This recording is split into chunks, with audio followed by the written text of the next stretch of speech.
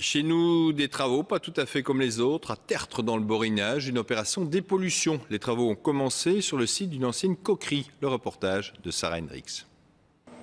Une machine impressionnante est en route depuis ce matin. Autour d'elle, des techniciens hautement protégés. Normal, ils sont à la recherche de polluants. Sur cet ancien site industriel de Tertre, de nombreux éléments indiquent notamment la présence de benzène. Ici, comme j'expliquais, on essaye de délimiter une tache de pollution en benzène. Et donc on va forer jusqu'au niveau de la matte et on va prendre des échantillons de maximum une épaisseur de 50 cm tout au long du forage pour pouvoir les analyser et confirmer qu'il n'y a pas de pollution ici.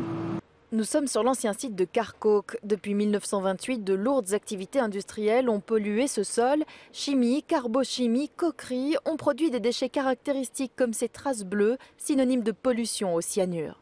La SPAC, spécialisée en réhabilitation de friches industrielles, est occupée ici depuis 2002. Cette zone de 5 hectares est en fait la dernière partie du site à être dépolluée. Le site est très très grand. On a fait toute la partie usine qui était la partie la plus compliquée parce qu'il y avait de la déconstruction, il y avait des fondations, il y avait des produits purs, vraiment du massif et du profond. Ici on est sur des dépôts très superficiels qui sont beaucoup moins impactants sur les nappes par exemple, et nous on va terminer par cette partie-là, oui. Des travaux qui jusqu'à maintenant ont déjà coûté 44 millions d'euros, financés par le plan Marshall. Une fois qu'il sera réhabilité, le site devrait pouvoir accueillir un éco-zoning où pourront s'implanter diverses PME. Et c'est un projet qui est mené par l'intercommunal IDEA. Un éco-zoning qui fera la part belle aux énergies renouvelables, un beau symbole sur un des anciens sites les plus pollués de Belgique.